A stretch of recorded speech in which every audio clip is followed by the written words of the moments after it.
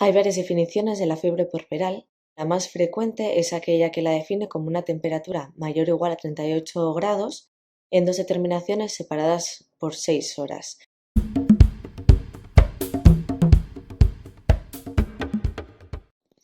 Hay varias definiciones de la fiebre puerperal, atendiendo a las cifras y a los tiempos.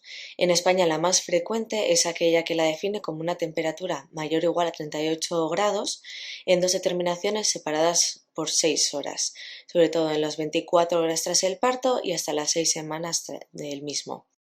Se excluyen las primeras 24 horas porque se ha visto que la fiebre en este periodo es muy frecuente y que se resuelve espontáneamente o bien con paracetamol, sobre todo tras un parto vaginal.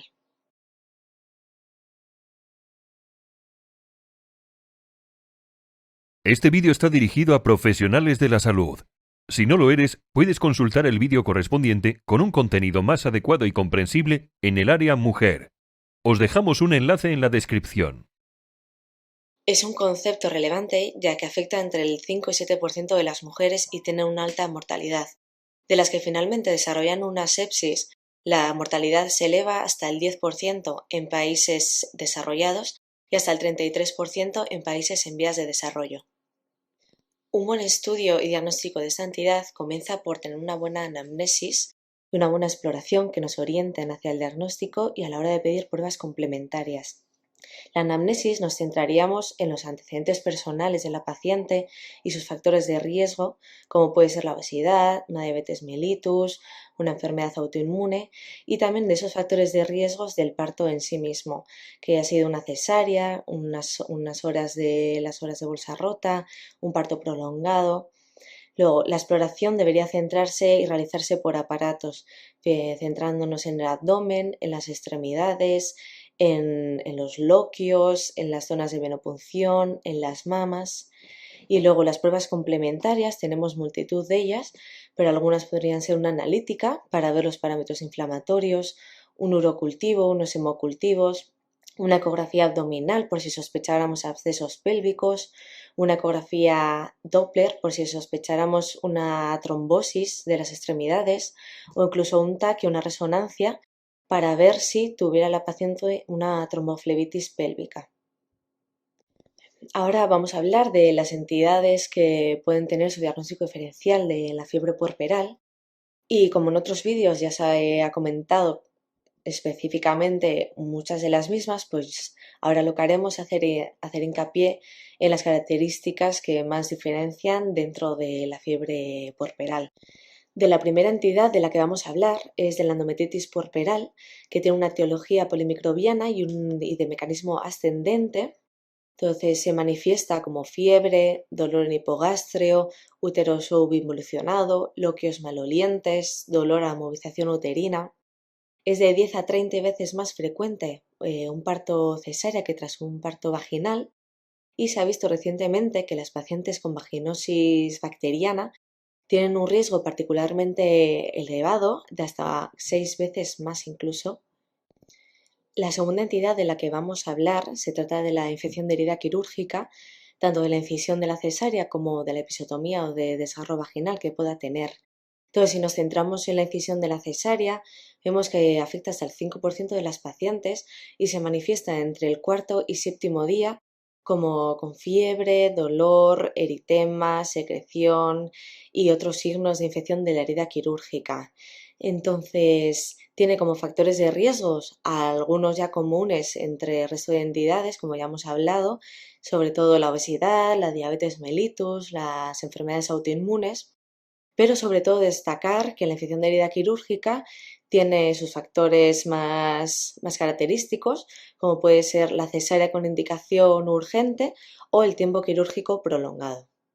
De la siguiente entidad de la que vamos a hablar es de la mastitis puerperal, que afecta hasta el 2 y el 10% de las lactantes y se debe a microorganismos de la piel o de la boca de recién nacido.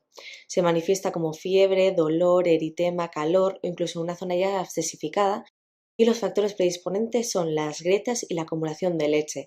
También tenemos que diferenciarlos de una ingurgitación mamaria, de un galactocele o incluso de un carcinoma inflamatorio.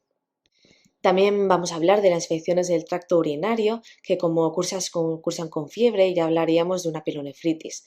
También se acompaña de dolor en flanco, de náuseas y vómitos. Es una afección que tiene su etiología sobre todo más frecuente en su bacilo E. coli y que es de mecanismo ascendente. También podemos hablar de las complicaciones respiratorias, como puede ser una atelectasia, una neumonía por aspiración y, por supuesto, la infección del COVID. Son entidades que cursan con fiebre, con hipoxemia, taquipnea, taquicardia, disminución de ruidos respiratorios, etc. También deberíamos descartar, ¿no?, los eventos tromboembólicos, como pueden ser una trombosis venosa profunda, un tromboembolismo pulmonar o una tromboflebitis pélvica.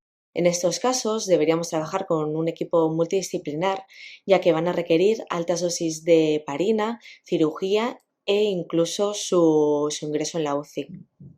También es importante descartar un absceso epidural, sobre todo en pacientes que recientemente se han colocado el catéter para analgesia epidural.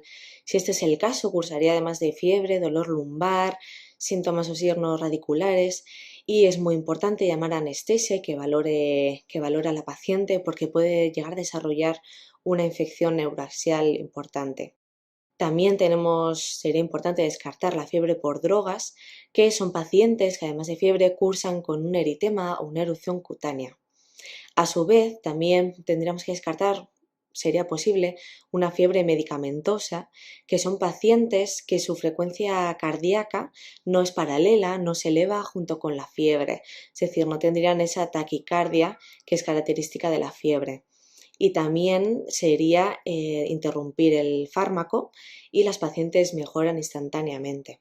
Dentro de las primeras 24 horas y con una temperatura menor a 38,5 grados, se trataría de una fiebre benigna, que es frecuente en pacientes primíparas y tras el uso de un catéter interno de dinámica uterina, que en este caso las pacientes no necesitarían antibioterapia.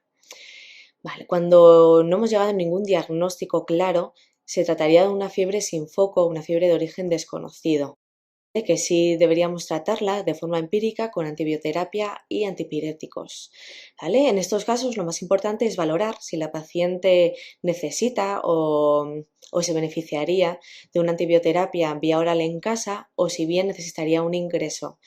Los criterios de ingreso del Hospital Clínic de Barcelona son los siguientes: una endometritis puerperal, una retención de restos, una sepsis, demás. Luego, comorbilidades médicas que tuviera la paciente, como una inmunodepresión, una anemia, diabetes mellitus u alteraciones de la analítica, sobre todo pues una leucocitosis mayor de 20.000 leucocitos, una desviación izquierda, una alteración de la coagulación, una PCR muy elevada, como más de 150. Entonces, en los casos que la paciente no es necesario que ingrese, le daríamos de alta con Aumentin 875 cada 8 horas durante 5 o 7 días. Si la paciente es alérgica a betalactámicos, la trataríamos con clindamicina 300 cada 8 horas junto con ciprofloxacino 750 cada 12 horas, también sus 5 y 7 días. En el caso que la paciente requiriera ingreso, entonces trataríamos con antibioterapia intravenosa, pipertazo 4 gramos cada 6 horas o ceftriaxona 1 gramo cada 12 horas junto con metronidazol 500 miligramos cada 12 horas también. En el caso que la paciente fuera alérgica a betalactámicos, entonces cambiaríamos el régimen antibioterápico y administraríamos tigenciclina junto con metronidazol cada 12 horas hasta un total de 48 horas a febril la paciente. La dosis de tigenciclina serían 100 miligramos la primera dosis y luego bajaríamos en 50 miligramos cada 12 horas y metronidazol 500 miligramos cada 12 horas como el primer régimen. La mayoría de pacientes responden favorablemente las primeras 24 y 48 horas, con lo que cuando estuvieran 48 horas a febril podríamos cambiar ese régimen antibioterápico intravenoso por un régimen oral y que pudiera irse a casa. En cualquiera de los casos, citaríamos a la paciente al alta para que viniera a un control en consulta de ginecología para evaluar, controlar y dar aquellos resultados que no hubieran salido todavía al alta de la paciente, de aquellas pruebas complementarias que habríamos solicitado para el estudio. Y en el caso que no hubiera esa mejoría en esas primeras 24-48 horas tras el comienzo de la antibioterapia, pues tendríamos que revalorar a la paciente buscando otros síntomas o signos de infección que nos orientan a alguna de esas entidades de las que hemos hablado durante este vídeo del diagnóstico diferencial de la fiebre puerperal. No olvides visitar nuestra página web, aulaginecología.com. Recuerda que todo el contenido es absolutamente gratuito. Vídeos, PDFs para seguir las clases, podcast, preguntas test. Además, con la suscripción, que también es gratuita, te enviaremos quincenalmente todas las novedades que hayamos publicado. Nos vemos pronto en aulaginecología.com.